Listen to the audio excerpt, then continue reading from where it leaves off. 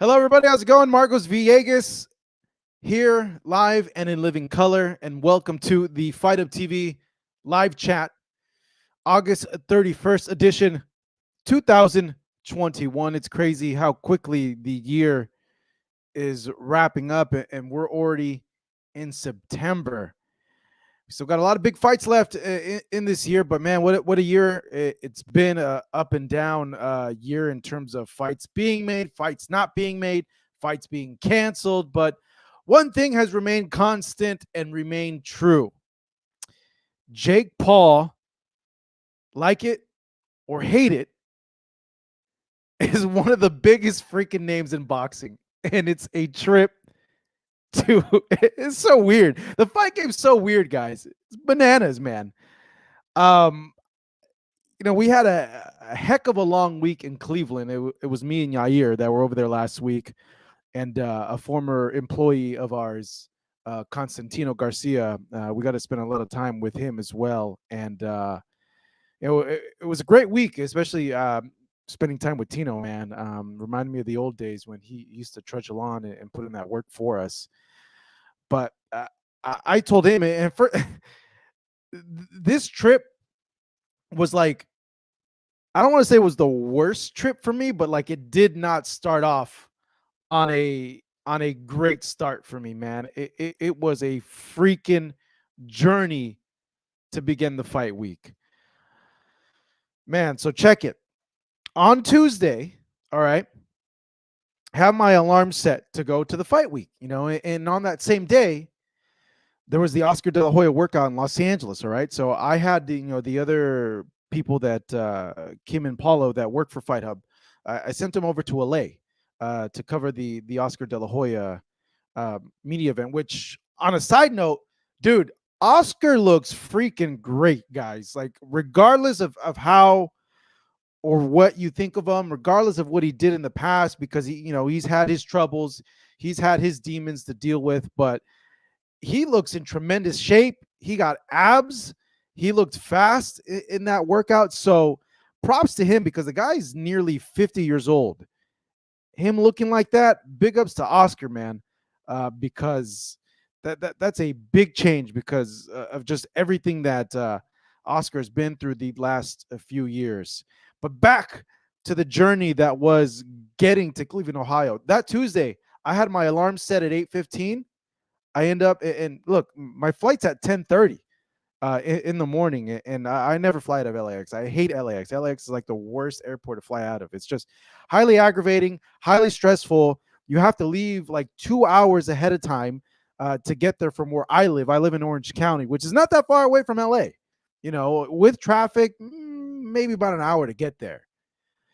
But to LAX, because there's always traffic going to LAX, it could take up to 2 hours to get there. But I fly out of a smaller airport. But because of that, I frequently don't have nonstop flights to a lot of the cities that these fights are at. Alarm set to 8:15. My flight leaves at 10:30.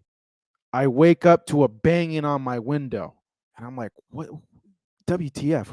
What the hell's going on? I hear my girl yelling at me, "Wake the F up. You're going to miss your flight." I look at my phone, it's 9:30, and I'm freaking the F out. I'm like, oh my God, I'm going to miss my flight.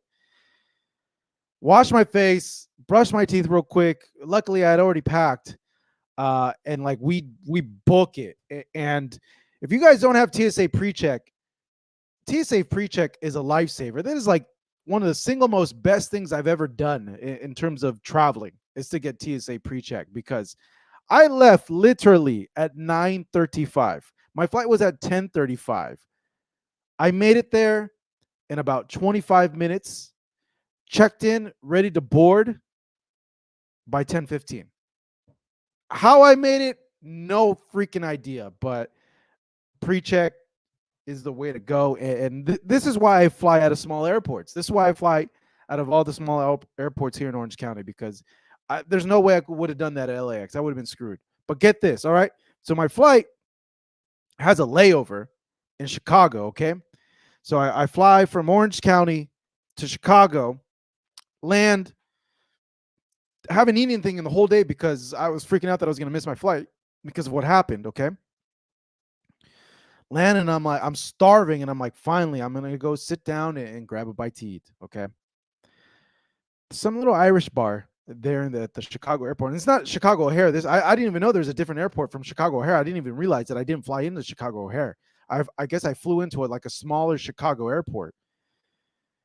Sit down, put in my order. I get a text from Southwest. Your flight has been canceled. And I'm like, are you freaking kidding me, man? I haven't eaten anything in the whole day. I tell the waitress, yo, like, I got to fix this issue. Like, I can't be stranded in Chicago. I got to be in Cleveland tomorrow for this media workout that they're having for Jake and Tyron. Like, I can't miss it. I got to get there early. So I go. Southwest tells me we could rebook you for the next day at 8:35 in the morning. You'll get there to Cleveland at, I don't know, like 11 or noon. And I'm like, no, I don't want to do that. Like, are you guys going to cover the hotel? Because I'd prefer not to do that. And they're like, nah, we're not going to cover the hotel because this is a weather related issue. This is not on us. And I'm like, oh my God, you got to be kidding me, man. So I tell them, well, what are my options? Like, can I fly to another airport in Ohio or like somewhere like another airline or anything? And they're like, well, you can fly to Columbus. And I'm like, all right, let's go to Columbus. I'll fly to Columbus, get a rental car, drive to Cleveland. Cleveland to Columbus is not that far. It's like 2 hours. All right. Get this. So we do that. I get on that flight. All right. And we're delayed. We're delayed for like 2 hours because of weather again. And I'm freaking out because the rental car service is supposed to close like at 1 o'clock in the morning. And it's already like 10:15, 10:20. We finally take off at 10:30. I get there to Columbus, and like half an hour to spare, I'm able to get my luggage, get the rental car. And I'm like, at this point, it's like 1 in the morning. I'll get to Cleveland at like 3 something in the morning. And I'm like, nah, man, I'm tired. I'm going to go get a hotel. So I go in and get a hotel. I book the hotel. I get there, and guess what? I get to the freaking hotel in Columbus, and they tell me, oh, your reservation is for tomorrow. And I'm like, well, yeah, it's like tomorrow. It is tomorrow. It's for tonight. And they're like, no, like tomorrow at 3 o'clock in the afternoon.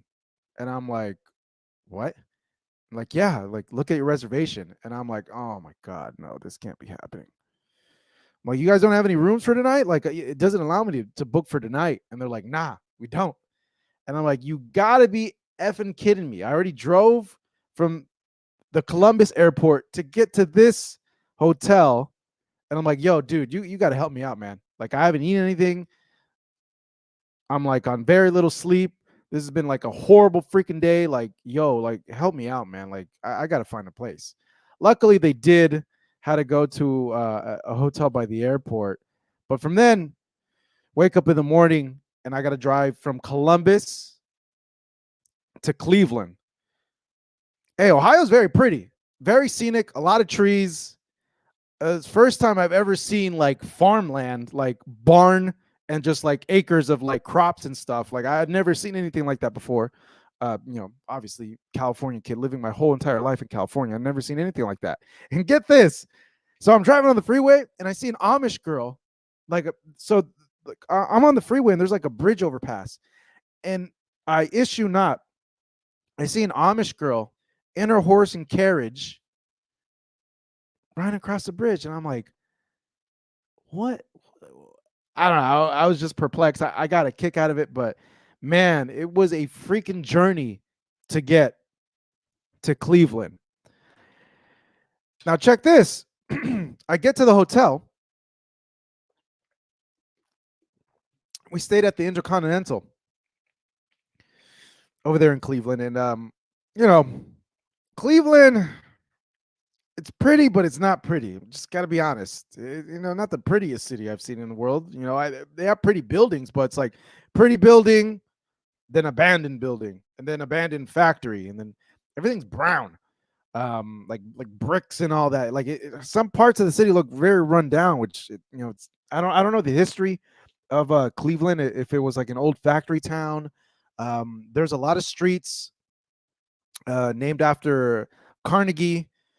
Uh, you know, so I don't know if it has anything to do like with he was in the city, but I get to the Intercontinental, right, and it's attached to a freaking hospital, and I'm like, you got to be kidding me, man.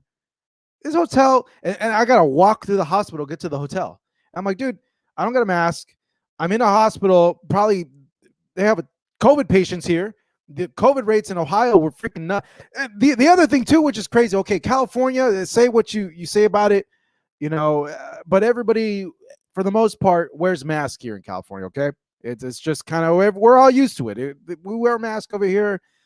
Some places not so much. Restaurants, for the most part, everybody wears masks here. Nobody wears masks in Ohio. It's freaking nuts to me. It's crazy. Nobody gave an F about that. It's just kind of alarming, kind of weird to me. No wonder, like the COVID rates were skyrocketing. And Arm, you're asking, was that the only hotel? So this is what I did. That kind of freaked me out. So I went searching for hotels. All the hotels were like sold out or ridiculously priced, like $250 and above. It was insane. I went and booked at the DoubleTree because the DoubleTrees are usually very nice hotels. I check into that hotel and I'm like, I have the idea of like, I'm not going to stay in this hotel that's connected to a hospital that's probably treating COVID patients. Like, I'm not going to do that. Just doesn't seem like common sense to me at the time. So I go check into the DoubleTree. DoubleTrees are usually really, really nice. And this one was extremely run down. And I'm like, man, like I could stay here for like 3 days, but not for a week. And that's like one of the few things that I'm, a little bougie about is I gotta be comfortable when I travel. I gotta stay at a fairly decent hotel where I can relax and just feel comfortable where I'm at. And if that means paying a little bit more to stay at a little better hotel, like I'm going to go ahead and do that, because at the end of the day, during these fight weeks, I'm working like 12 hours, man. I get tired. Like I want to be in a place where I feel comfortable. And yeah, Supreme, the inside was very run down. And I could have stayed there for the weekend, but not for a freaking week. No way. So I'm like, all right, you either stay here at the DoubleTree or run the risk at the COVID hotel.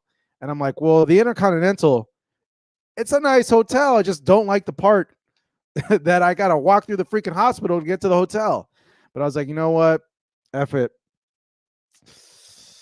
Just wear a mask and I'll just walk through it. So, I decided to go ahead and stay at that hotel.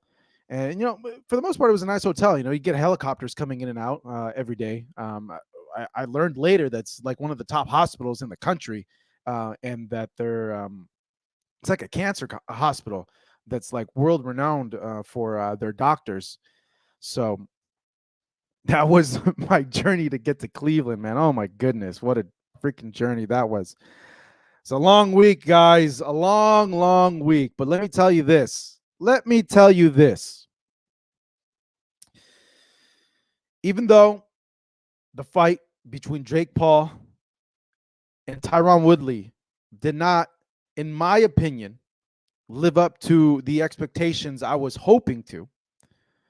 And it's we see this so much in boxing that a lot of the fights we get hyped up the most about never live up to expectation. But that's the same with like movies and TV shows and all sorts of things, but yeah, it was very underwhelming. That fight was, but the atmosphere was electric. The atmosphere was great. The crowd that Jake brought to Cleveland, like, dude, the very first fight of the pay-per-view telecast, there's already a good amount of people. And what up, JB? Thank you for that.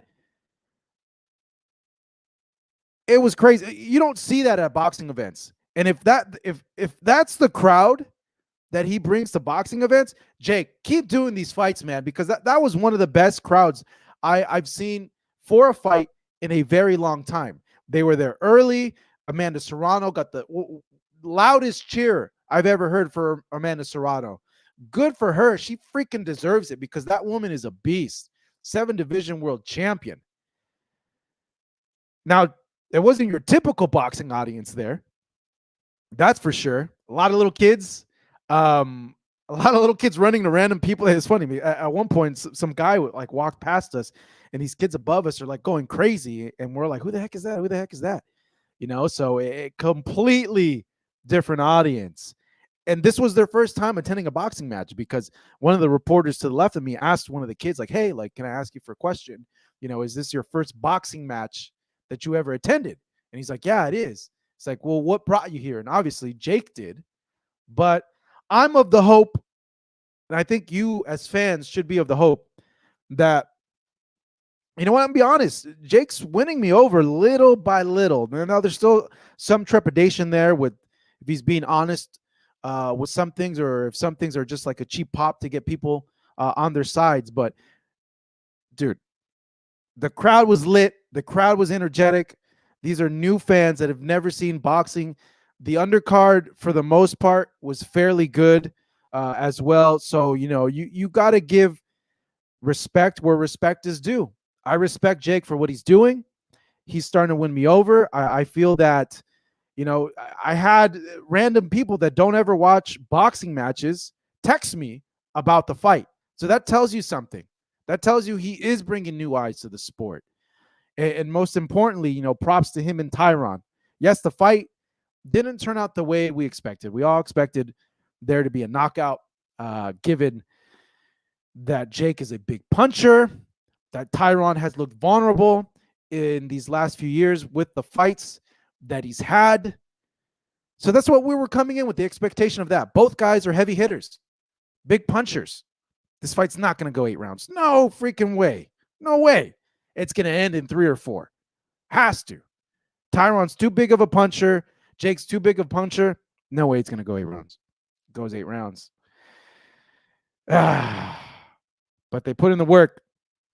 Jake's trained his butt off, and it showed. I was impressed by what he showed. And some of you guys will be like, what do you mean he didn't even show? I'm going to get into these little things that you could start seeing that he's put time in the gym and that he's improved on. And you know what? I was impressed with Jake, but honestly, I was more impressed with Tyron. Because looking at Tyron's body type, a lot of muscle, that doesn't always necessarily translate well into the boxing. You gas out when you have a lot of muscle. And you know, he didn't look as gassed as I expected him to be. He was great with his defense, catching off shots.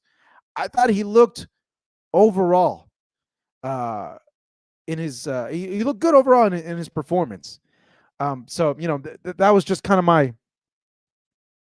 my initial impressions of the night. But man, that I'm telling you, if there was a knockout, that place would have exploded, because the energy there was akin to any other Canelo Golovkin 1. That's the equivalent of that. I remember people in that arena were so hyped for Canelo versus Golovkin. Like you could feel the energy, and it was there early. That's what that fight was on Sunday over there in Cleveland. After the fight, he said, you know, hey, bring the fights back to Cleveland. Yeah, I don't want to go travel back to Cleveland. I don't like traveling in general. You know, the older I get, the less I want to travel. I don't want to keep traveling for fights, man. I want them here. I want them here in California. I want them here in Vegas, because I don't have to travel very far. But in my head, I was like, I'll come back to Cleveland. That was dope.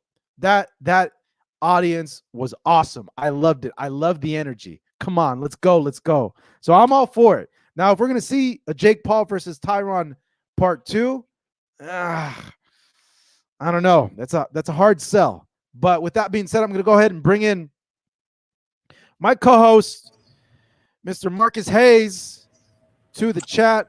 What's up, bro? Hello there. Man, so it went 8 rounds, bro, and I think me and you both did not expect it to go 8 rounds at all, but I'm just curious, bro. You know, I haven't really said in detail what I thought about the fight, but I wanted to get your thoughts overall first, bro. Like, what you think? In the words of my somebody I really look up to in the journalism, in the broadcasting game, in the sports game, Lee Corso, not so fast, my friend. I didn't think that there was going to be a KO, to be honest. What? With you. No. Really? Why? I didn't No, think no, no, no, no, no, no, I no. didn't think anybody was gonna get there was I mean just I didn't feel like there was gonna be a knockout. I know that there was I said that Tyron had to knock him out, but it became apparent if I'm breaking down the fight. Are you ready for me to go there? You know what I'm saying? Well, let's start off with this. Okay. Just overall impressions of how the fight turned out for you. I thought that you talking about the fight or the card? No, the fight. The fight itself. I felt like it was as good as you could expect for the skill level of both guys. I think that the pageantry was the cart before the horse because the talent in the ring doesn't match the Showtime moniker. And do you get what I'm saying? This is something that's wearing clothes that are a little bit too big for it when you start talking about the talent that was actually in the ring. This was not world-class talent. But we knew that coming in, bro. We know these guys aren't, of the caliber of a Canelo, a Gennady Golovkin. Yeah, not at all. I just feel like, I thought that it was a good because showing. It's Showtime boxing.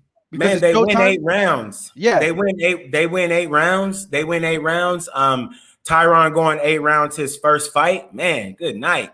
That's a long fight, man, for a guy on his first fight. And I know we can say, well, he's used to going X amount of rounds. Yeah, still it's boxing. 25 minutes. His UFC 5-round fights are 25 minutes. That's what I was thinking. 8 rounds is probably perfect for him. I feel like, they definitely kind of stretched their skill level, but I thought it was all right. I wasn't blown away. I was not blown away. Okay. I thought the fight sucked. I'm gonna get in trouble. Like, I know the people on both sides of the management team. I just got to be honest. Like, I wasn't happy. I thought it sucked. What sucked about it? What do you think sucked about it? What sucked about the fight? It was just not enough punches thrown. Like, I know they were cautious because they didn't want to get caught with anything, but it was just not a lot of action at times. Neither or was doing much. It just wasn't very action packed. And the way they built it up made it seem like they were like. It's funny how like every time like I get caught into this I don't know, I just get caught up in the hype. Tyron is a guy that even in the UFC was criticized for not letting his hands go. He was very efficient with his strikes. What he threw counted. So I should have known there prior that, hey, he's not going to throw. Yeah, he's not going to throw a lot. But Jake, he throws, he comes and he fights, but he had a different beast in there against him, man. As we saw, he got rocked. What is it, round 4? Yeah, who you talking about, Logan? Jake. He got rocked in round 4. So he did go up against the ropes, and it's arguable that the that was a knockdown, bro. That was a knockdown. Didn't here's the thing, guys. Here's the thing. So this is actually the rules. If you get hit with a punch and you stumble and the ropes stop you from falling, right? That's counted as a knockdown. That's in the rules. I watched because at first it was hard to see their ringside. One, like our ringside view was blocked, like everybody was standing up, which goes back to my point. Like that crowd was litty. Like that was one of the best crowds I have seen in a long time. But everybody was standing on their feet, and we had to go look in the monitor. And from the monitor, it wasn't very clear, but I went ahead and looked over the replay, and I feel, it should have been counted as a knockdown because a punch landed, he went to the ropes, and the ropes held him up. Man, and that's the thing, but it was not. Yeah.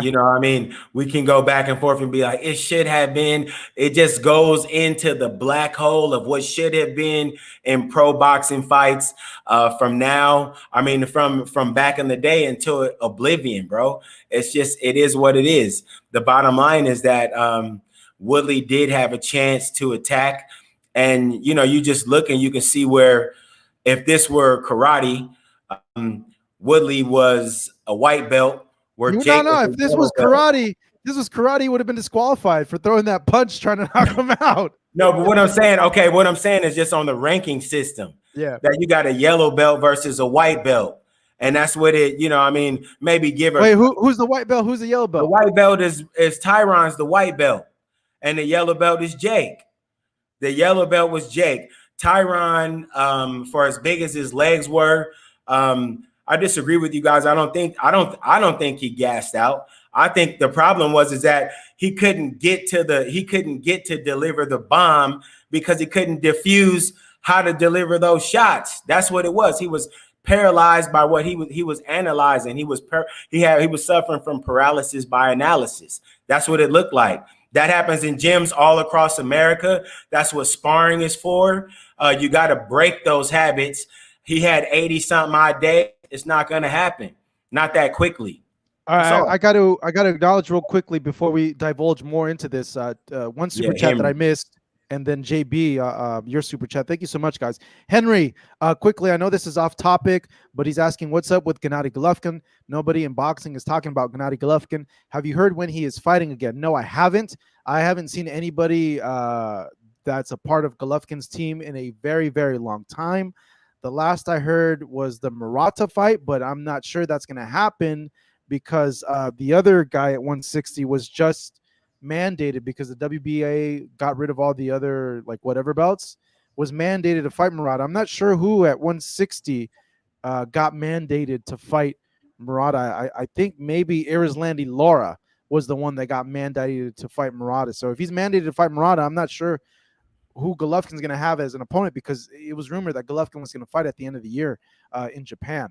JB Cinema, thank you so much for the super chat, guys. Guys, go ahead and support, bro. If you want a shout out, if you want your comment highlighted and question answered, you got to use the super chat. JB Cinema, time to accept Jake is good for business.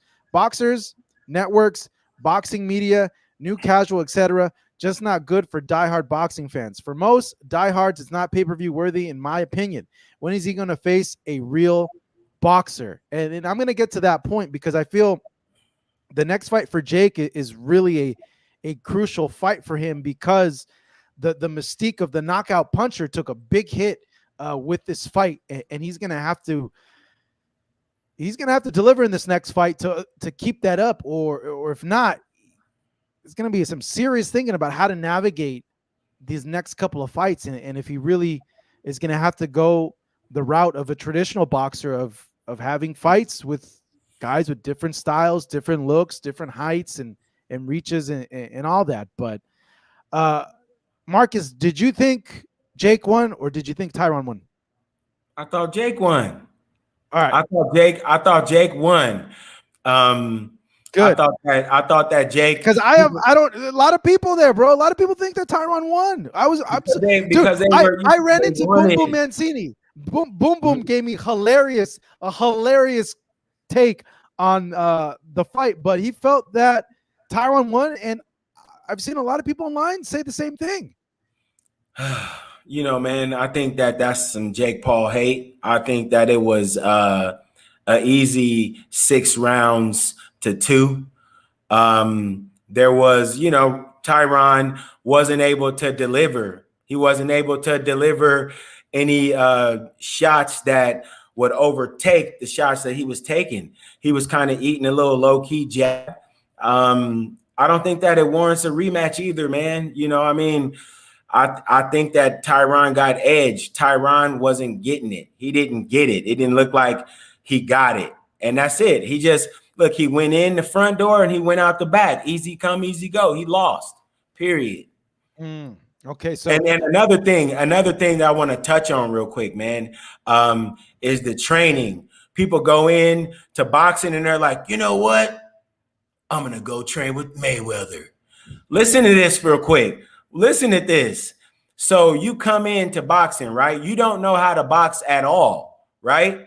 You're not a boxer. And this has happened time and time again in multiple situations. People go in and think that I can go get with Floyd and learn by osmosis.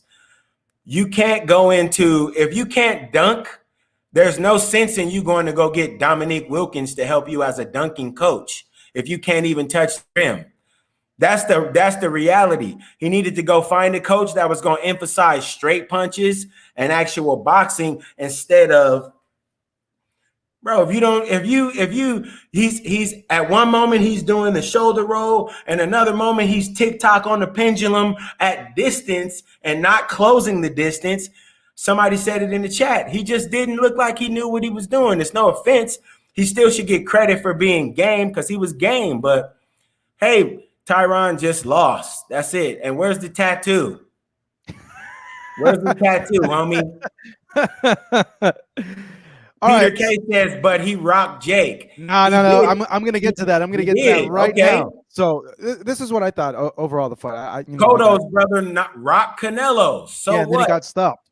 Exactly. So what? So this is what I think a lot of people get confused sometimes when watching fights or scoring fights, and even sometimes fighters too, because here's the thing. Fighters that are aggressive fighters that land big punches are going to favor that style over like a guy that doesn't do that. So I could see why Boom Boom felt that Tyron won the fight, because Boom Boom was a guy that was in your face, would give you hell, would beat the crap out of you. He was the aggressor. Now here's the difference. One, you got to throw punches to win rounds, and you got to land those punches, and you got to land more than your opponent, and you got to land more damaging ones than your opponent. If you only land 2 big bombs and you get outworked by your opponent, you're not going to get the rounds from these judges. Tyron did win on one scorecard, but honestly, I just felt Jake, even though at some points Tyron was the aggressor, but I didn't feel he was effective. He was chasing Jake, but not being effective, cutting the ring off and making Jake pay while he was chasing Jake. And I felt that Jake was actually the one that was landing. Say that again, brother. Say that again. You said he was not cutting the ring off. Listen, there was times where he was walking around like a mummy during the fight, just following and resetting, following and resetting, following and resetting. And then when you finally did get close enough to do something, he feinted at you and you jumped back 9 feet like a gummy bear, my guy. Listen, he lacked. Maybe it's a timing thing, a training thing, whatever it was. Not to disrespect anybody that took the time to train T Wood, but period. He lost. The fight was there for him to win. He had 8 rounds to do something. He won 2 rounds. He lost.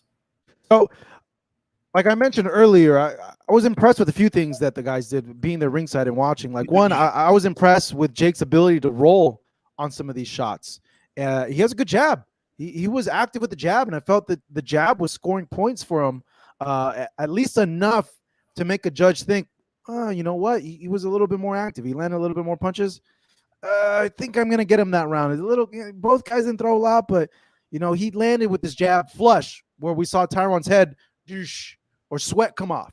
The other thing is Jake can take a shot, man. Watching him in the workout, I turned to Tino and I was like, bro, this guy's legs are freaking huge. Not Tyron Woodley huge, but this dude is thick with like 4 C's. Like the guy has a huge neck, bro. No bromo, homie. No, but I'm just saying this is a solid guy, bro. He's a solid dude, man. He's homie. A big guy. So yeah, he could take a punch. The other thing is though, like I mentioned, I was more impressed with Tyron, because Tyron did some things there that I didn't expect him to do. One, I felt that even though he did get caught with some punches, that his defense was good. It wasn't like a true high guard, but he was catching shots in there, which I was like, oh, okay, he's been working. He's been working in there. He was setting up punches. Good timing at some point with some of those punches, but just like in his UFC career, just wasn't enough. And with boxing, as we've seen with guys like Guillermo Rigondeaux, right, who doesn't throw a lot, and we saw what happened in that Casemiro fight. One, he got booed the whole night. Two, it's obvious that Rigondeaux is leaps and bounds technically better than a Casemiro. And honestly, Rigondeaux has no business losing to a guy like Casemiro, given his experience, his accolades, what he is and what he was as a fighter and an amateur. But Casemiro outworked him. You can't expect to throw 5 punches and get around. Casemiro outworked him. Jake outworked him in the fight. And I think, you just can't win rounds like that in boxing. Maybe you can get away with it in MMA because you land a strike, you go take down, do your work on the bottom. But in boxing, you got to be active. You got to throw punches, man. You got to throw punches to score points with the judges. Look at a guy like Sean Porter, always freaking working. And why do you think Sean Porter fights are always razor thin close? Because that dude is working from round 1 all the way to round 12, making it hard on me, making it hard on judges to give him these rounds, thinking like, whoa, this dude landed some nice place shots on Sean. But damn, Sean Porter's been working for those whole 3 minutes, just racking it up. Huh? Absolutely. Where does the scale go? Sean Porter's work or those bombs landed? Nah, those bombs landed doesn't outweigh the work that Sean Porter's been doing. And with that's why I feel, me personally, and I was in press row, dude, and like I had to look up at the big monitor on the thing, so I didn't closely score it, but I felt overall that the fight was like 5-3 for Jake Paul, and I felt, after seeing it, I'm like, Jake won the fight. People from his management team, Tyron's management team, actually, saw me after the fight. And, I had to be honest with them. Like, I like the guys, and I don't want to get anyone angry, but they're like, hey, how'd you see the fight? And I told them, like, guys, like, in order to win rounds, you got to throw punches in boxing, man. And I don't think Tyron threw enough to win those rounds, and one of the guys like shook his head, but the other guy gave me this look like he wanted to kill me, dude. I was like, I need to get out of here, but yeah, man, one of the judges, 77-75 for Tyron Woodley. He's that's like looking fight at the night, palm. bro. There's always that one judge on fight night, homie, that is always against you no matter what happened in the fight. There's always one judge that's like, you lost. I don't care what you did. You didn't win. I don't know where they saw that, or maybe they were just clearly looking for. See, sometimes maybe a judge is looking one style of judge. I don't even want to try to make an excuse for it, bro. I didn't see that. Period. Now. Yeah, no, me either. That's why I'm confused. Why there's some people that think that Tyron won. Like I thought it was pretty convincing that Jake won, but given that no tattoo. Tyron wants a rematch. Like I wouldn't mind. No tattoo. He said no tattoo. Well, I don't. Well, he said get the tattoo for the rematch, but no one got a tattoo that night. Tyron didn't get a tattoo that night. But given the way how this played, I don't know if there's going to be interest there for a rematch. Do you have interest in a rematch? No, I don't have interest in. I don't have an interest in a rematch. Watching these two fight, man, I hate to say it, it's crazy because Tyron was so fired up in the post fight. You shouldn't have that much energy, mate. You shouldn't have that much energy left inside of your system to be talking about, fall back to his brother and all that. Man, you just lost. That's it. Like, that's all that happened. But a leopard changes spots, man. It's been an indictment on T. Wood for quite some time that he doesn't let his hands go. And it reared his head again. That's what it is. I mean, that's until he changes that, until he does something different, that's what it's going to be. I mean, I feel like as far as the two go, Jake, I heard you earlier. I think you said that you thought Jake is like at a crossroads or has hit his ceiling, brother. He could. Listen, Jake hadn't hit his ceiling at all. Yeah. I'll tell you why. No. I'm gonna tell you why. I'm gonna tell you why. Just like Cat Williams said when he said that joke about Michael Jackson, that he was walking around picking little people like flowers. You get what I'm saying? Like I'll take this one. I'll take that one. Yeah, he can do whatever he wants to do. There are so many guys in MMA that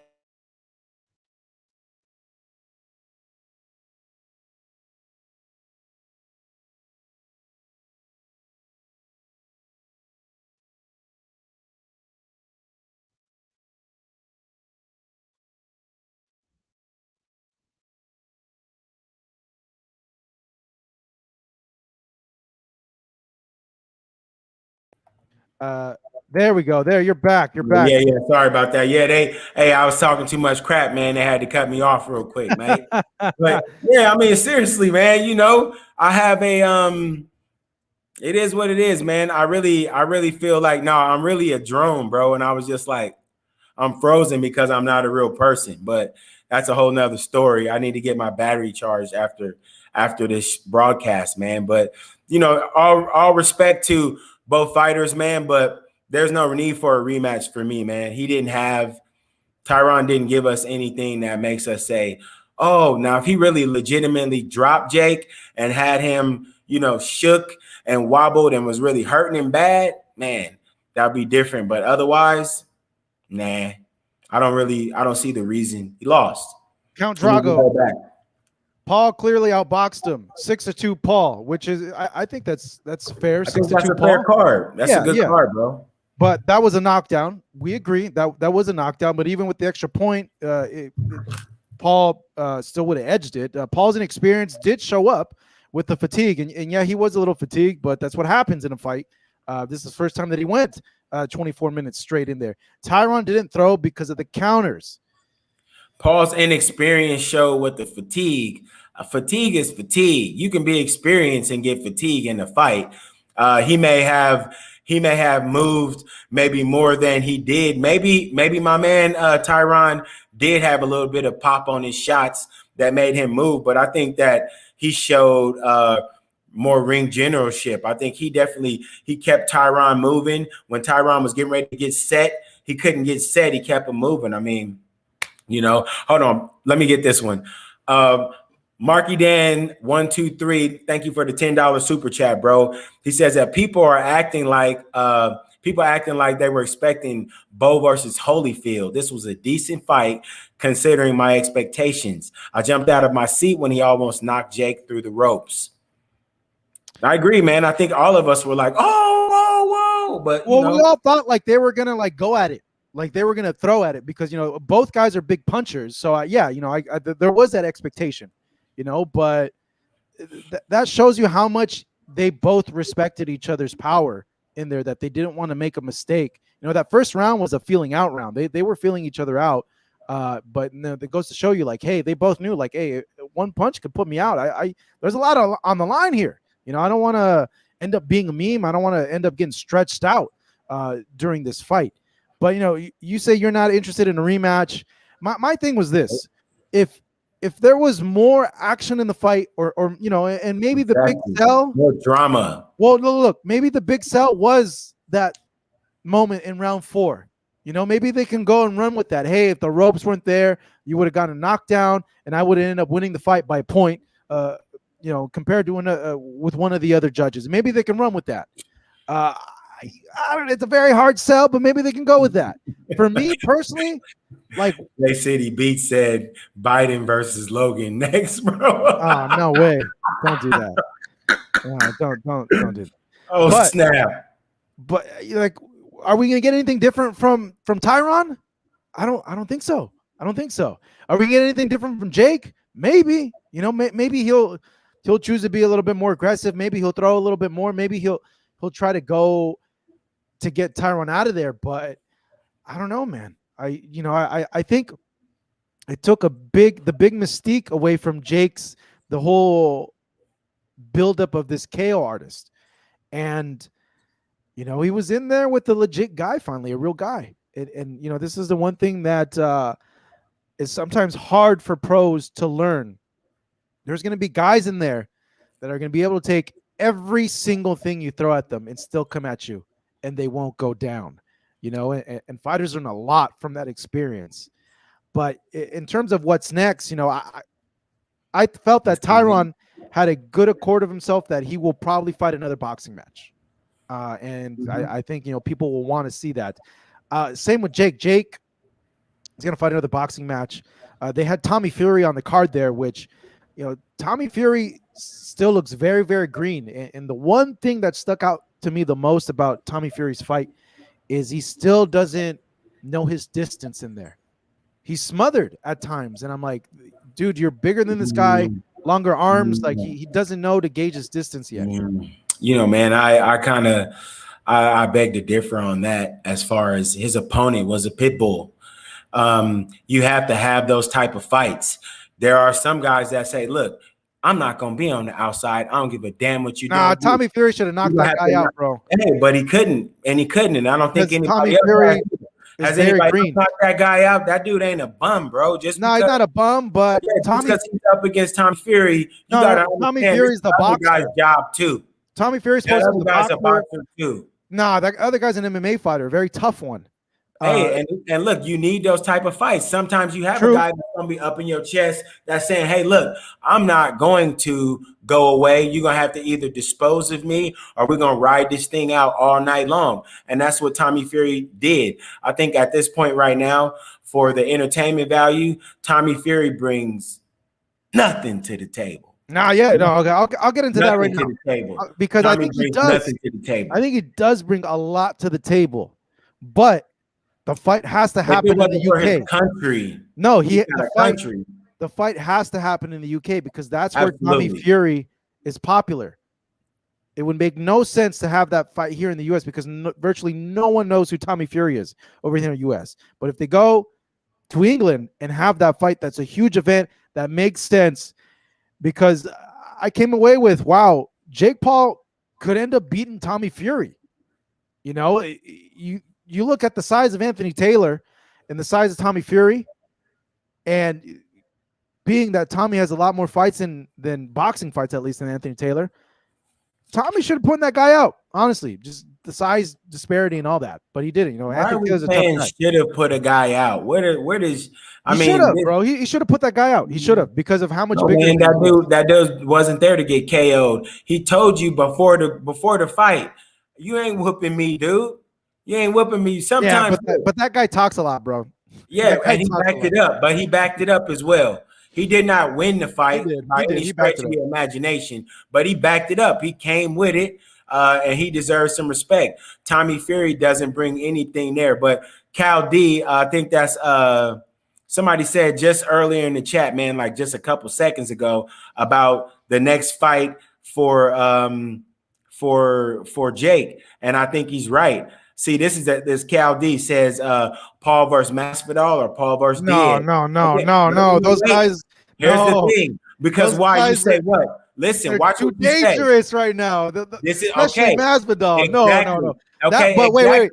They're contracted to the UFC. That won't happen. 0%. Okay, now that would be the reason. That would be the only reason to strike those off. Because did you just switch? You just said what sells in this industry? Controversy sells, bro. Instant controversy. This mother decided to sign with Masvidal. Dog, we got to throw a fight party, homie. It's hundreds of phone calls going off. As soon as that happens, that's Jake Paul's value in this sport. Honestly, that's Jake Paul's niche. Jake Paul, and listen, watch this. Jake Paul has a built-in advantage over some of these, over every MMA guy he would pick. You know what it is? What's that? Jake Paul is introducing every one of them to their first boxing match. Yeah, perfect formula. True. You're going to be fighting against that same dude, and you're going to have the experience, and this same guy is going to be going through that.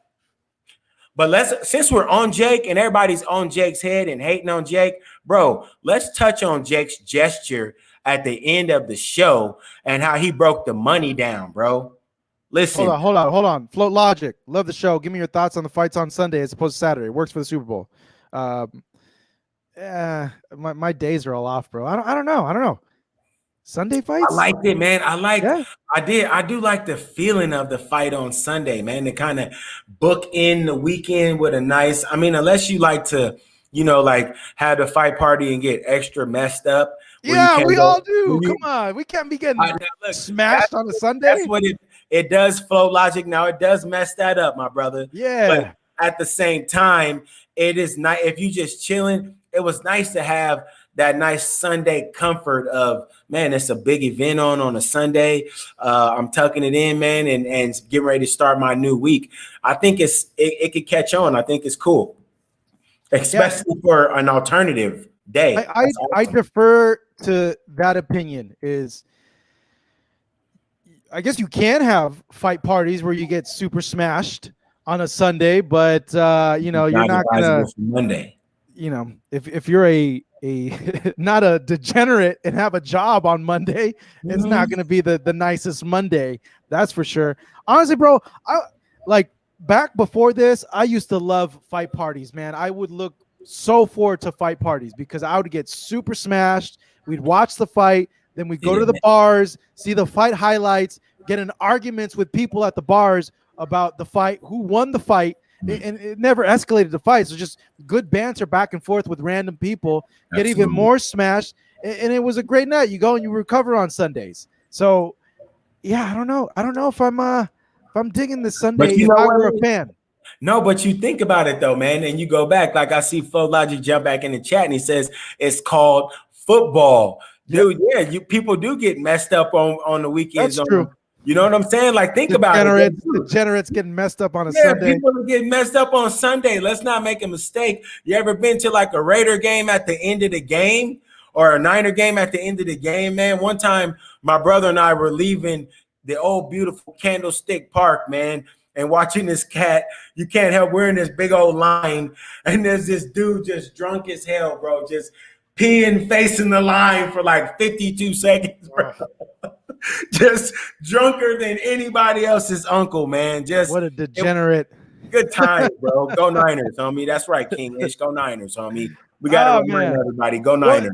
Okay, they have the wrestling stuff on Sunday, so and the Mayweather versus Logan Paul was on a Sunday, but that wasn't by design. That was because Teofimo Lopez and George Kambosos were supposed to be the day before, and they kind of just got stuck with that. Yeah, I'm still 50-50. Like I don't know. My days are all messed up. I after a big fight, I like taking that Sunday off. Like I don't like not being productive on a Monday. I had to travel the whole day on a Monday, but my perspective is different because I have to work these events. Absolutely. But in terms of like bars being like in terms of the whole fan experience, I don't know. No doubt. El Chical, what's up, homie? How'd that game go this weekend, my guy? Raiders, right, so, homie. How'd that game go? Let me tell you why this next fight is crucial, in my opinion, okay? This fight was lackluster. It didn't live up to what we thought what it was gonna end up being. We thought we were gonna get a knockout. We got 8 rounds. The allure of Jake Paul, this knockout artist, that's why we come and see him, because at Jake Paul fight, he's gonna hurt a dude and put him on their butt. Took a hit. This next fight, if he goes into a fight with a Tommy Fury or something and he goes rounds again, I think that allure, people are gonna be like, oh no, Jake Paul looks a little normal now. He looks like an amateur still. Looks like he's still learning.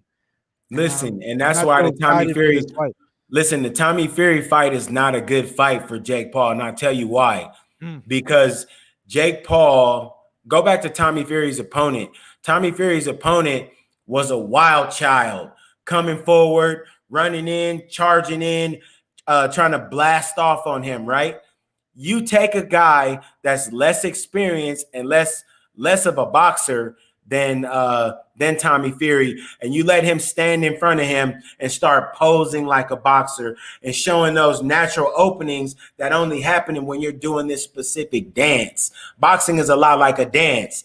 And when you're dancing with somebody that don't know how to dance, it looks crazy, right? But if you're dancing with somebody that, and both of y'all like, oh, you like, hey, I'm going this way, you going that way, like it's beautiful.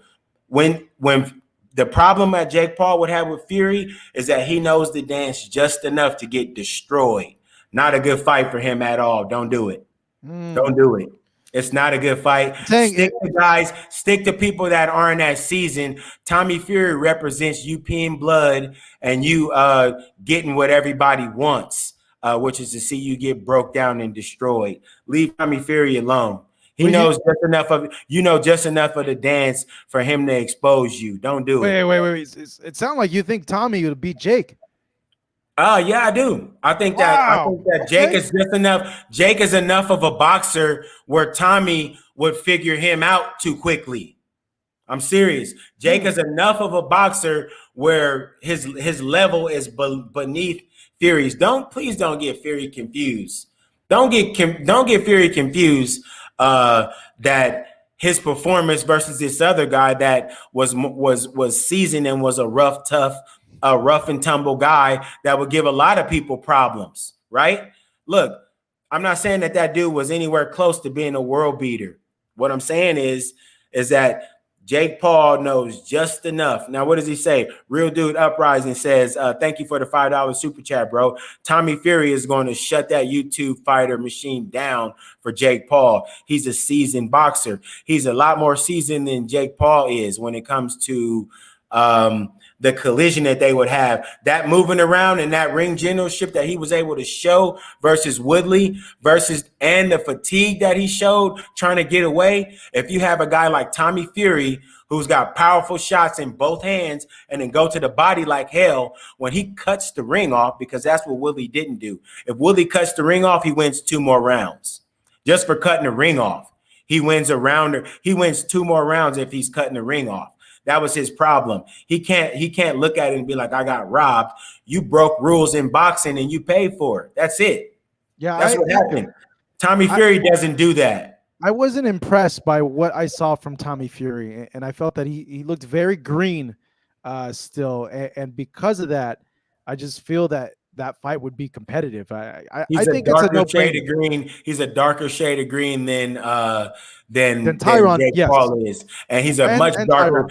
He's a much darker shade of green than Tyron is. Yeah, no, that's for sure. No, he has more professional experience. But the thing that I heard from the UK people that were there, I asked them like, "Hey, why isn't Tommy good at this point? Like, did they not teach him how to fight?" And I couldn't wrap my head around it. I'm like, how are you a Fury and not learn how to like? Did they not teach him how to fight? Like, or did Dad not teach him how to fight, or did like Peter not teach him how to fight? And they're like, no, they did. It's just the TV show.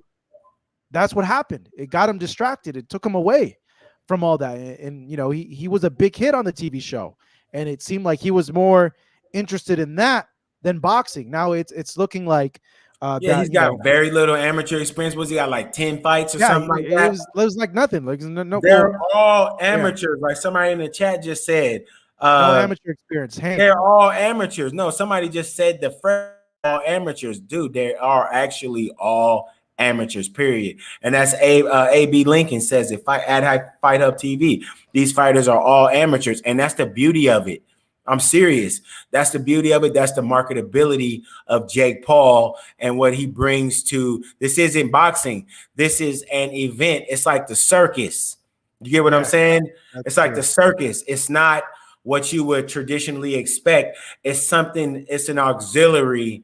It's something extra. No, it's its own thing. Lane. It's something its extra. Own thing. Yeah, there's a lot of room for extra everything. That's like get creative, people. Like me versus a bear. There'd be some people that would pay for that, and to me to wrestle a bear. T Jizzle, what's up? Jake throwing punches off his back foot is enough for any boxer who knows the basics to knock him out.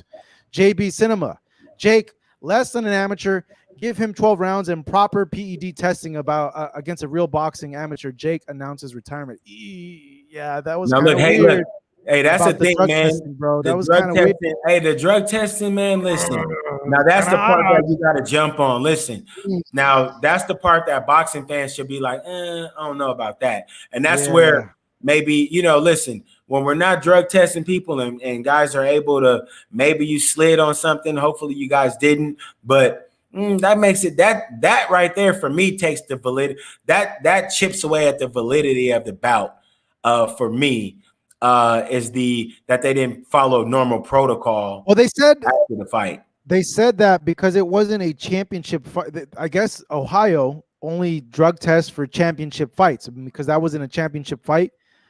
They didn't test. Now, I don't know how, like, yeah, I just don't know how they don't do any drug testing. Like, I thought that was a standard thing in the contract. I know, like, when you bring in VADA, you have to pay extra Yeah. to do that testing. Obviously, these guys, Woo. You they shouldn't have should be said aware violent, because boy. Jake surrounded himself with some very smart people. You And should now not have said today. he has a promoter's license now, and he has a promotion. Mm-hmm. But yeah, I thought that was very, very odd that they didn't do that. And Woodley brought it up during I think the week of the fight. Faraz Zahabi, who was the trainer of George St. Pierre, trains a plethora of fighters in I believe Montreal at TriStar Gym. It says he's convinced that he's on it. I'd be curious to get his thoughts on this as to why he thinks that. But yeah, you're starting to see these things come out, which these are just speculation and accusations. There's nothing grounded in fact. But that's not even that's with any fight. That's high profile and they don't have drug Yeah. testing. You just kind of left there scratching your head and wondering, like, what the heck, like, why? Yeah, that's weird, bro. It is. That's really weird. Woodley hit Jake so hard he sent him into retirement. Remember, Woodley is 5'8", 40-year-old wrestler. Jake exposed. Now Jake came out of retirement. That was brief. He wrote a tweet that he's out of retirement. Yeah, you know what, man? And the thing is just that, yeah, you got it. Look, Jake has everybody. As soon as he's got you on the puppet string, you're not realizing it. Look, Jake said he's retired. Look, everybody's like, "Oh, he said he's retired already. That's crazy." You just said he was bad for the game, but Jake now had us talking for an hour about him. He hints on I'm leaving, and all of a sudden, no, he didn't fight anybody. Because the thing, and that is what is going to keep you glued to the tube and watching and having him be relevant, man. I mean, you think about this. You think about, say, a couple months more down the line, after New Year, somewhere around St. Patty's Day, my man Conor McGregor is out somewhere and makes a comment, and then we get on the road to McGregor versus Jake Paul. That's another unbelievable payday of a fight that he just might be able to win. Dude, Conor went 12 rounds. Well, no, how many rounds did Conor go with Floyd? What do you go? Like a high 8, 9? Or no, 10, right? He didn't go 10 rounds with Floyd. I think he went 10 rounds with Floyd. But he got his snot knocked out his box. What? At the end of the day, and he was carried. Y'all make it sound like he was getting with Mayweather, like he was actually give the carried. Mayweather give the face of the fight game. Give the face of the fight game his credit, bro. Give the face of the fight game his credit. Conor McGregor, King Conor. Listen, what the hell are you talking about? What are you talking about, man? King Conor got some licks on Floyd. Come on, bro. Come on. He got some licks on Floyd. Yeah, he did. But no, I agree with you. I really do feel that Floyd. Man. But look, going back to the Jake Paul fight, you got to touch on Jake. You got to touch on the fact that this cat gave Amanda. He took $1 million out of his purse. And I don't know if I've seen anything official. He says that, but I want to see paperwork. If that was because there was a thing circulating that wasn't real. Listen, if that really did happen, that would be an ice cold move of his, man. That would garner a lot of respect. They all got paid more than they did, but that thing that's circulating on Twitter, that's not correct. That's not accurate. That was man. I was looking. I was like, dude, if he gave her $500,000, he's the GOAT, homie. Period. Yeah, that wasn't hear nothing. If he broke Amanda Serrano off with 500,000 stacks, he's the GOAT for me, bro. Because nobody else. Everybody says how much she means, and everybody says how much these female fighters mean. But look at their paycheck, man. Look. My brother told me a long time ago, all you got to do is look at you can tell me what you value all day, but I can look at your wallet, I can look at your bank statements and tell you what you value. Hold on. I guess the official purses are out, but yeah, I tweeted out like, man, good for Amanda Serrano, like making that much money. And someone tweeted at me like, haha, we got you. Like, and he put a link like, oh, we're just going to put out like this BS figures to see people. Let me get Dark Cloud. So Dark Cloud. NC Dark Cloud, the Dark Cloud NC 499 super chat. Thank you, bro. He says Conor McGregor is literally half Jake's size. That's a bad fight for Conor. Put Jake in there with Izzy or Adesanya. Adesanya deserves the payday. Number one, he goes back to the aforementioned point, which is he's under contract with the UFC, right? So that eliminates that fight. And number two, if I'm Unless Jake, it's a co-promotion like what they did with Floyd. I'm not taking that fight if I'm Jake. I'm not, no. What am I going to fight him for? You're bigger than him. Hold on, you're bigger than him. Why not take the fight? You outweigh the guy Here's by the like thing, 25, 30 pounds. You know, we saw Logan go 8 rounds with Floyd. Why not Jake? Look, man, Floyd is old as baseball right now, mate. Yeah, but Conor ain't like we're forgetting Conor that. Ain't no Floyd, bro. Conor ain't no Floyd. Conor damn sure ain't no Floyd. Yeah, and he's no way, coming with a broken, Conor's not a broken leg. Wait, time out. Conor's not a Floyd physically, boxing wise. But when we start talking about getting that bag, Conor is coming with the bag. When you fight Conor, you're going to get paid. And at the end of the day, that's what the game is about, unfortunately, and people are missing that. People are missing that point. Honestly, people are missing that point. And the fact, look, I saw somebody says M4 KRC says Jake Paul versus 42-year-old Manny Pacquiao with no training. Like, look, all right, hold on. I found the salaries. So I just want to value, man. I want to put out the salaries. Okay, Jake Paul, $2 million. Tyron Woodley, $2 million, which they get a cut of the pay-per-view. That's going to be significantly more. Jake for sure is going to have significantly more. Amanda Serrano, $75,000, which is great. Yamalith Mercado, $45,000. Daniel Dubois, $100K. Joe Cusimano, what? 111. How did the opponent make more than Daniel Dubois? That makes no sense to me. What the heck? No one knows. Had to pay him to get worked over because he was getting ready to get KO'd. Yeah, that has to be it. That's medical fees included, mate. Oh man, Montana Love, 60,000. Ivan Barancek, 60,000. Speaking of Ivan Barancek, bro, I love Ivan, but I think you called him the right name. You've been calling him Brain Check. He definitely needs his brain check. Oh, that's what I'm saying. I think he's gonna have this talk tomorrow. That talk from his family, man. He got to cancel this, man. This ain't the business for you no more. And to be honest with you, like Andre Ward said 2 days ago, is that that fight versus Zepeda should have been his last bout, man. He should have bowed out back then, man. Barancek suffering the KO of the year in 2020. Well, he got knocked down like 4 times in that fight. He got knocked down 4 times. He got knocked down 5 times and suffered KO of the year. Yeah. And people like, look, this is what happens sometimes, bro. Like, fighters when that happens to them or you think they're getting chinny, I guess they always go into one more fight thinking like, no, that something was wrong. That wasn't the real me. And I cut corners, da.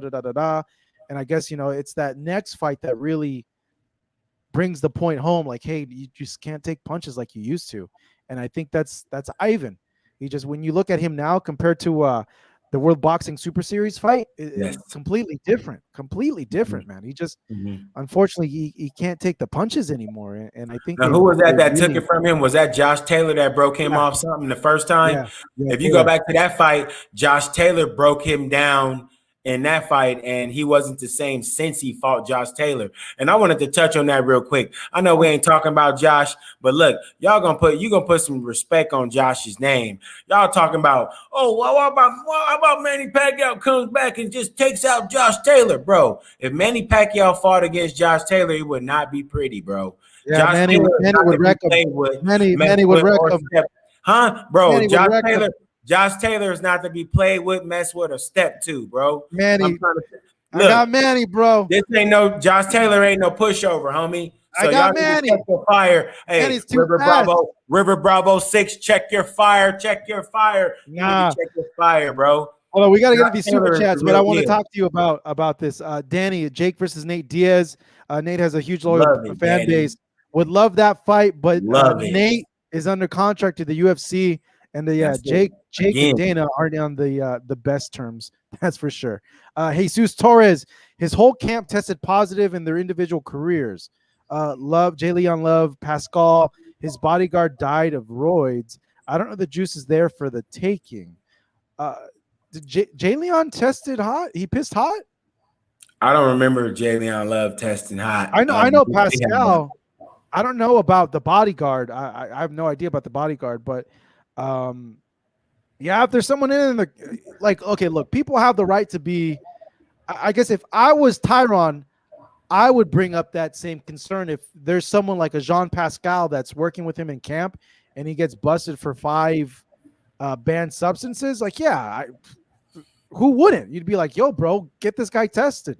Like, he's hanging out. Like, that's like if you hang out with drug dealers and you're not involved some way, like, I don't know about that. Like eventually you get pulled into that. And I'm not saying that he is. I'm just saying. Hey, in our community, bro, we call that if you get down, you lay down, bro. If you throw, you pitch, homie. If you pitch, you catch, mate.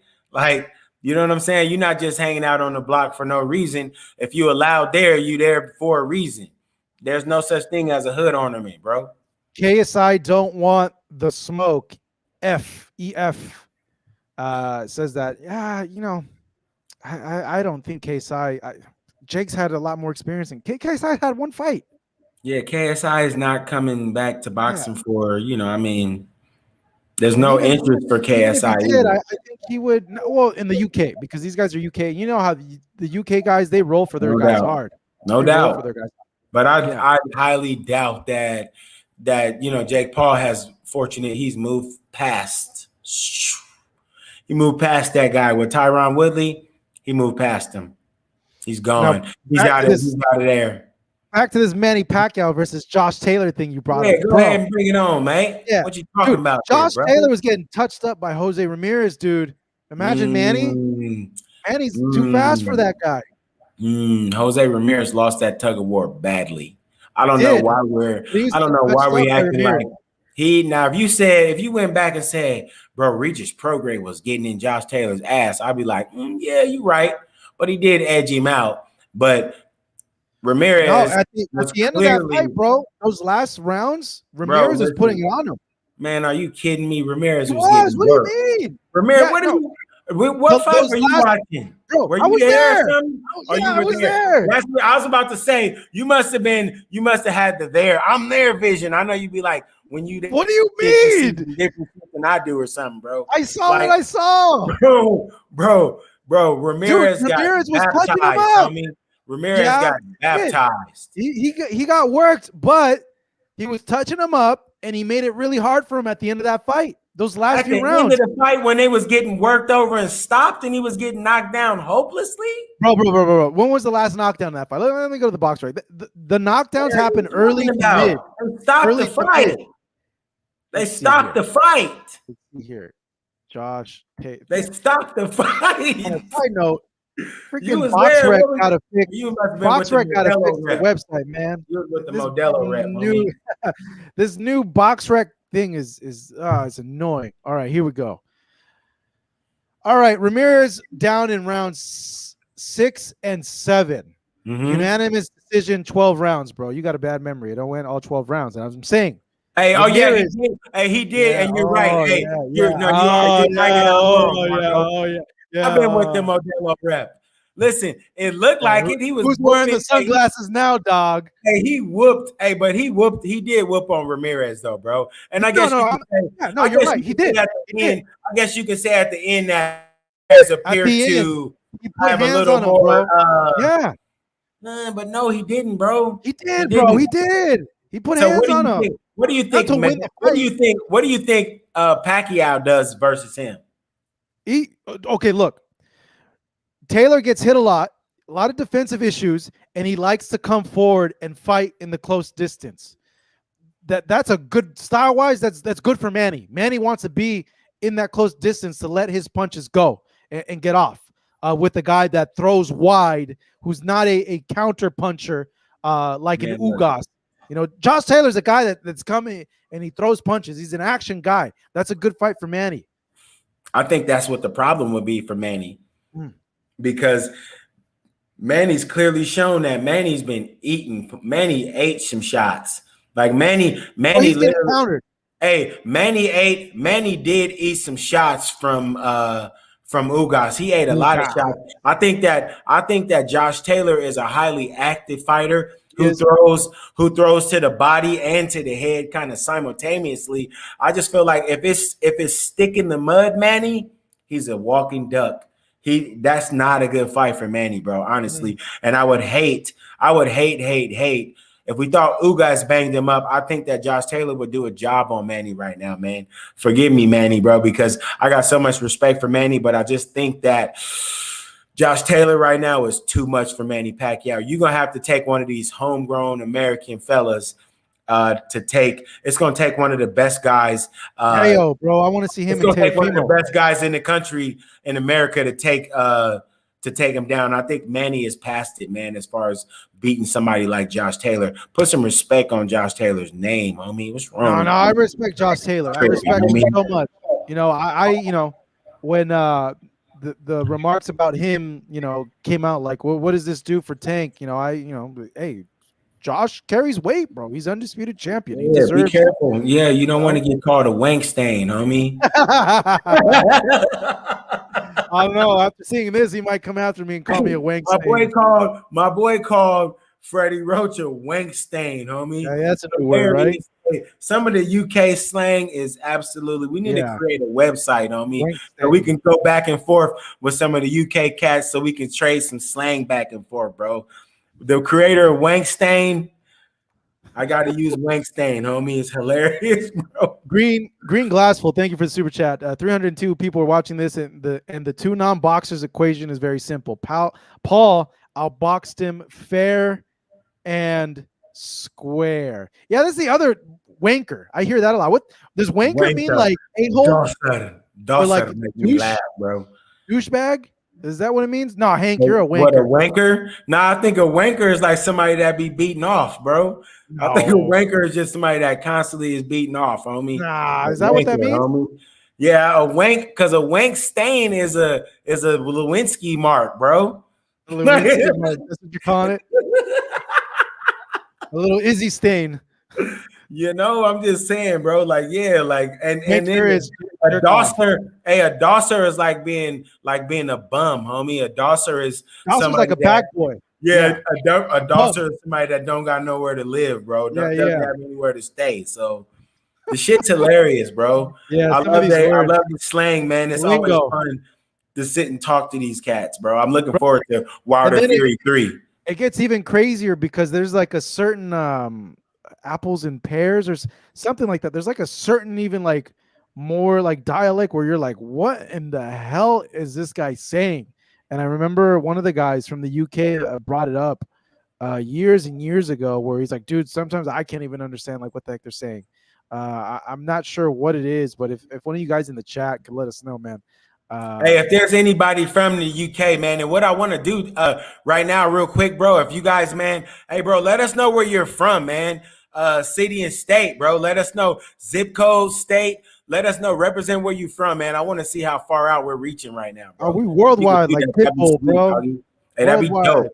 Like Pitbull. Let me know where you at, man. I'm gonna shout you out, broski. Where you at? The last thing I wanted to touch on with this whole thing was, I told this to Tino, and I'm like, props to Jake, even though everybody hates on him, props to him because he figured it out. This dude figured it out. He figured out how to cash in from YouTube to something else. And that should be commended because my dumbass hasn't figured that out. Tons of people haven't figured out. Dude's young, making a ton of money and making a lot of power moves. And I'm a guy that always cheers for people that are making moves like that or are success stories, him and his brother. And like, it's crazy to say, bro, but this guy, he's one of the biggest money makers in boxing, man, in this short amount of time, bro. No one's doing pay-per-views like him, selling like him. It's bananas. This is weird. Props to him. He figured out the way, but this is so weird, dude. Look, so say he goes through with that Tommy Fury fight, okay? And it ends up being another dud, all right? And he's put in a position where he's like, crap, all right. Am I going to really take this boxing thing serious and start fighting, guys and from TJ or tough freaking guys to build my experience, like a good 10 opponents like that, and then get back to the big time? Or is it like, okay, well, this thing, like, I can't grab any more MMA people because now, people are like, dude, you gotta fight a real fighter. People don't want to tune into the fights anymore because the guys have gotten better. That when guys got better, when competition gets better, you see less and less knockouts. It's very, very rare at the elite level in boxing, two elite guys, that you get a knockout. Extremely rare because they're good. They're elite for a reason. They're elite. And it comes to a point where it's like, well, shoot, what do I do? And then he might have to go the route of fighting his brother, Logan, which if they do that, bro, that's going to be a huge pay-per-view. Like it or not, freak show or not, that's going to do a huge pay-per-view. And I'm telling you, when you see that list of top 10 pay-per-views of all time, you're going to see two YouTubers in the top boxing pay-per-views of next to names like Mike Tyson, Evander Holyfield, Floyd Mayweather, Oscar De La Hoya, Manny Pacquiao. You're going to see Conor McGregor. You're going to see Jake Paul, Logan Paul. Yeah, man. Bananas. Dude, that would be insane. I don't think that they would fight each other, though. Do you think they would fight each other? For $20 million freaking dollars? Yeah, they would. Oh man, that would, I guess that is a, some clown stuff. Hey, Martin said that Jake Paul versus Blueface. Oh, get out of here. Blueface got a little bit of I didn't even know who Blueface was. Look, I don't know how big Blueface is, but Blueface does got a little bit of touch. I would like to watch him and Blueface fight. I don't think he's a big name. Blueface, I didn't even know who he was. Blueface is a rapper. Blueface is a rapper. He sing that "Bust Down, Tatiana, Bust Down," right? I mean, I don't know much past that. Yeah, "Bust Down, Tatiana," homie. Oh, I had no idea that was his song. You be riding down the street listening to that. We was listening to that the other day, bro. No, so I didn't know it was him. Song, homie. No, I like the song, but I didn't know it was him. Yeah, that's him right there. You know what I mean? He, so, but he was training, man. I think he was training at Gleason's, if I'm not mistaken. He was training at wherever he was training, man. He had some touch. He looked like he was taking it seriously. He KO'd his guy too, didn't he? Yeah, but that guy was a TikToker, bro. Yeah, I mean, it's a wild fight, but the thing is, man, it's just another. That's the thing. See, look, it's an auxiliary lane. It doesn't necessarily have to be super skilled, prime, cut, chiseled, ready to win versus you. Nah, that's but not, it's not it. That TikTok guy didn't. Come on, bro. This is a whole different lane. I really wish that someone. I wish someone at Gilbert A. Not on your life, homie. Yeah, what's up with these? Marcos be grinding on that song, my boy. What was wrong with some of you people on here, man? Gilbert A. You you out there with that? Yeah, Marcos don't be grinding on me with nothing, homie. Get the F at all with that stuff. But what I was saying, man, dude threw my whole thought off, homie. Yeah. Tripping. But yeah, I feel like if you just give it a chance, man. This is something that's different. This isn't boxing. It's fun, bro. Ain't it fun to watch? It's fun. Yeah, well, it's like a car crash, and everybody stops to watch a car crash, and this is what it is. Everybody goes and stops and goes to the circus. Everybody likes the freak show fights because the allure of the freak show fights is you don't know what the F is going to happen, and that is the Jake Paul and Logan Paul effect. With that being said, guys, I got to go to the gym. I got stuff to do. This was hold on real quick. Hey, Marcos, hold on real fast, bro, because bro, come on. Hey, you were in Ohio, bro. Hey, you were in Ohio, dog, and I love Ohio, man. When I got out the Army, I spent a lot of time in Ohio. I spent a lot of time in Toledo, and I spent a lot of time in like Maumee. I love Ohio. I love Ohio's culture. Cleveland is a dope place. Cleveland's got some good barbecue, man. They got some good the best thing that I ate there was the barbecue. That's the best meal that I had. Who did you go? Where did you go to get your barbecue? Like they got Mabel's barbecue. Mabel's barbecue in Cleveland is good, bro. Right? The worst Mexican food I've ever had in my life was at this Mexican restaurant over there. Yeah. Why would you go eat Mexican food in Cleveland, mate? Because it was award-winning, supposedly. So we went. This was straight garbage, bro. This was like a lunch, like something you get at a high school cafeteria. They brought me this little bowl with white rice, like nasty chicken, and like That was pico your de bad. gallo. And this was Yeah, supposed that to be was. like a burrito bowl. It was Yeah, terrible. nah, that was your bad for going to Cleveland and looking for Bro, Mexican but food. this That's is no, but this interception was on the goal line.